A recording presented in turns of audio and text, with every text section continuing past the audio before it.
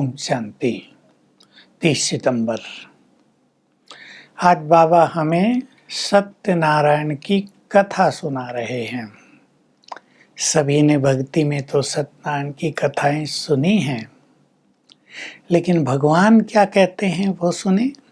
पहली बात याद दिलाई, तुम सभी आत्माएं हो। आत्मा बहुत सूक्ष्म है, इन आँखों से नहीं देखी जाती।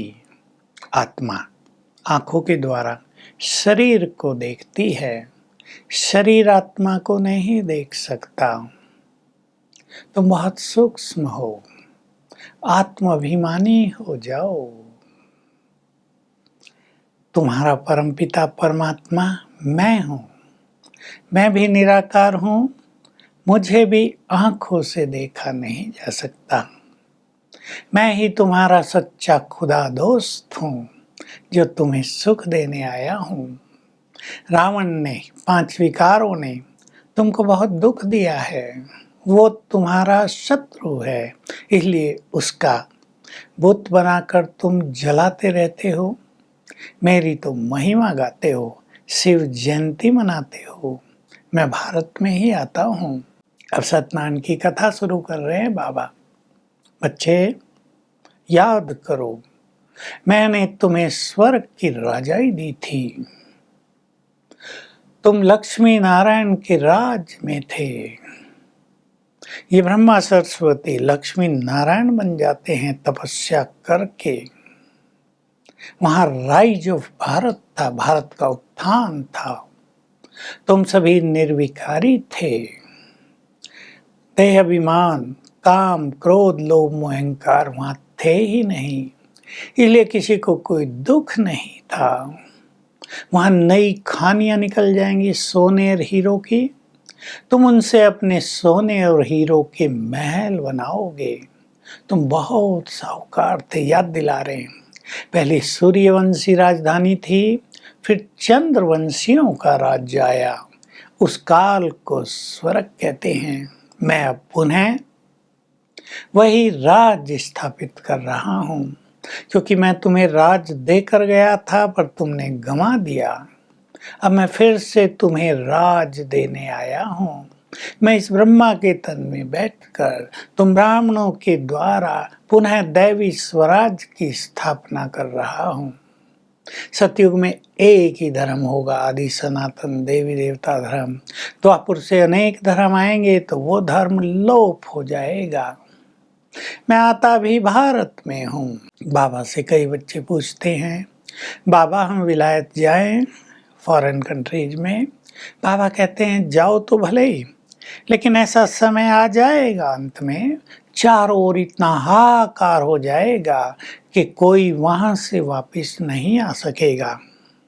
इसलिए बाबा कहते हैं अपनी भारत भूमि ही सर्वश्रेष्ठ है, भारत ही महान है। यहीं मैं आता हूँ, मैं आके भारत को, संसार को सदगति में ले जाता हूँ, भारत को स्वर्ग बना देता हूँ। मेरी जन्म भूमि और कर्म भूमि ये भारत ही है।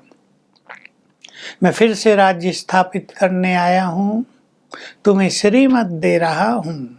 तुम मेरे मददगार बन गए हो, तुम मुझे याद करते करते मेरे पास आ जाओगे, मेरे गले की माला बन जाओगे, फिर विष्णु के गले की माला भी बन जाओगे। जो नंबरवार गद्दी पर बैठेंगे उनकी ही ये माला बन जाती है। 108 रत्न है वो। तो जिन्होंने बहुत मेहनत की, दैवी स्वराज स्थापित करने में भगवान को बहुत साथ दिया, जो श्रेष्ठ योगी और निर्विकारी बन गए, विकारों को जीत लिया, वही गद्दी नशीन होते हैं। बाबा वो बात आज फिर याद दिला रहे हैं जो रोज याद दिलाते हैं। मकान पुराना हो जाता है, नया बनाया जाता है, पुराने को खत्म कर दिया जाता है। ये दुनिया भी बहुत पुरानी हो गई है, दुख ही दुख हो गए हैं, त्राही त्राही होती है, त्राही त्राही करके सब लोग समाप्त हो जाएंगे। मैं तुम्हें तैयार कर रहा हूँ, तुम तैयार हो जाओगे। तो जो ऊपर रही हुई आत्माएं वो भी नीचे आ जाएंगी और फिर मैं सबको वापस ले जाऊंगा, महाविनाश हो जाएगा। महाभारत लड़ाई उसके लिए ही सामने दिखाई दे रही है।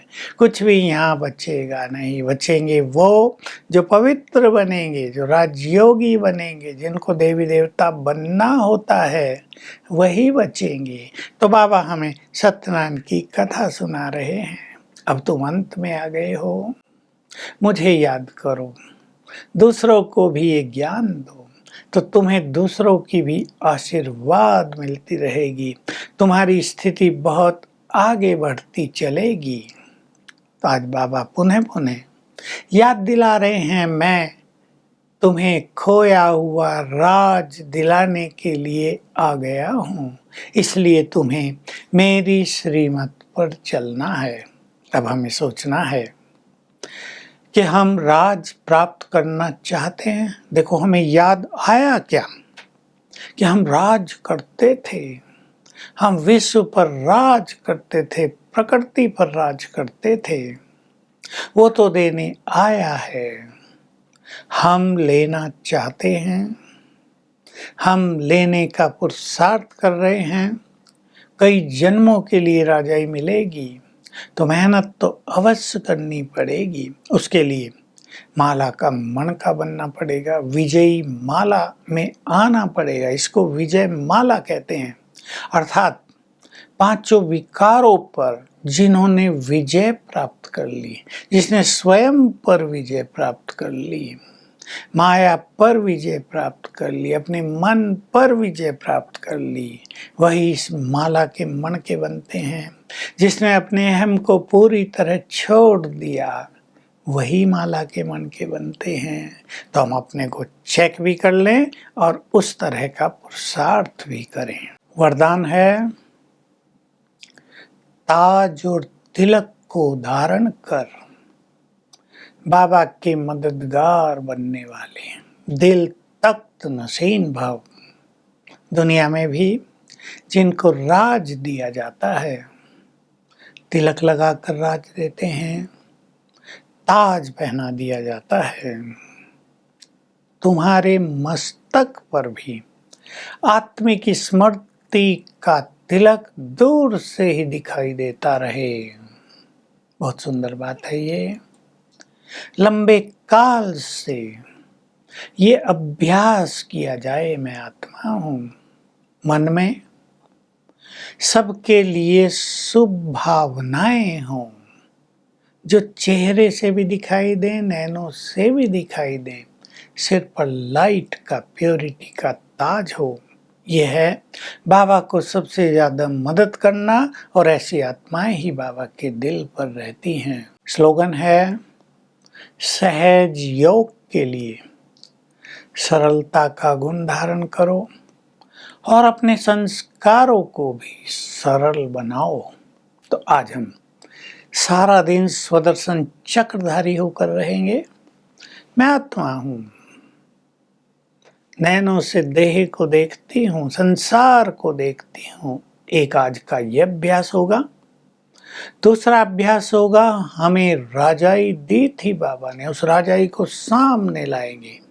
हमने वो राजाई गंवा दी, फिर से वो राजाई देने आ गए हैं, तो अपनी भविष्य राजाई के नशे में रहेंगे और उसके लिए बाबा को शुक्रिया करते रहेंगे, बाबा से बातें करते रहेंगे, यानी बाबा से जुड़े रहेंगे। ओम शांति।